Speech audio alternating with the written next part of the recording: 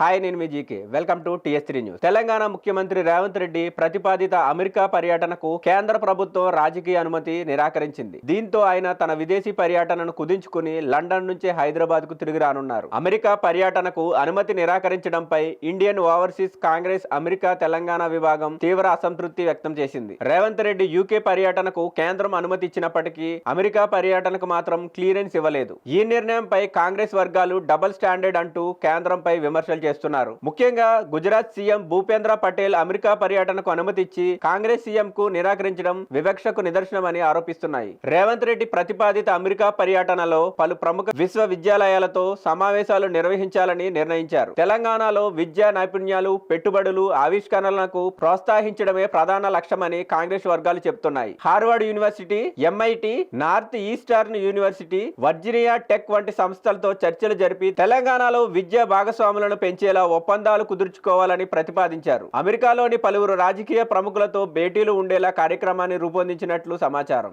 Revanth Reddy America పర్యటనకు రాజకీయ అనుమతి ఎందుకు ఇవ్వలేదన్న దానిపై విదేశాంగ శాఖ వివరణ ఇచ్చింది. ముఖ్యమంత్రులు ఇతర ప్రముఖుల విదేశీ పర్యటనలకు రాజకీయ క్లియరెన్స్ ఇవ్వడానికి వారి కార్యక్రమాలను పరిశీలిస్తామని తెలిపింది. ఈ సందర్భంలో ప్రతిపాదించిన అమెరికా పర్యటన కార్యక్రమం ముఖ్యమంత్రి హోదాకు, పర్యటన ఉద్దేశానికి తగినంత విధంగా లేదని విదేశాంగ శాఖ పేర్కొంది. అందువల్లే రాజకీయ అనుమతి ఇవ్వలేదని స్పష్టం చేసింది. రేవంత్ రెడ్డి అమెరికా పర్యటన రద్దయినప్పటికీ ఆయనతో వెళ్లాల్సిన తెలంగాణ అధికారుల బృందం మాత్రం షెడ్యూల్ ప్రకారం అమెరికా పర్యటన కొనసాగించనుంది. ప్రతిపాదిత విశ్వవిద్యాలయ భాగస్వాములు ఒప్పందాలపై అధికారులు చర్చలు కొనసాగించనున్నారు. ఈ పరిణామంతో తెలంగాణ ప్రభుత్వం, కేంద్ర ప్రభుత్వం మధ్య మరోసారి రాజకీయ వివాదం తలెత్తింది. రేవంత్ రెడ్డి అమెరికా పర్యటనకు అనుమతి నిరాకరణపై కాంగ్రెస్ నేతలు కేంద్రాన్ని ప్రశ్నించగా నిబంధనల ప్రకారమే నిర్ణయం తీసుకున్నామని కేంద్రం స్పష్టం చేసింది.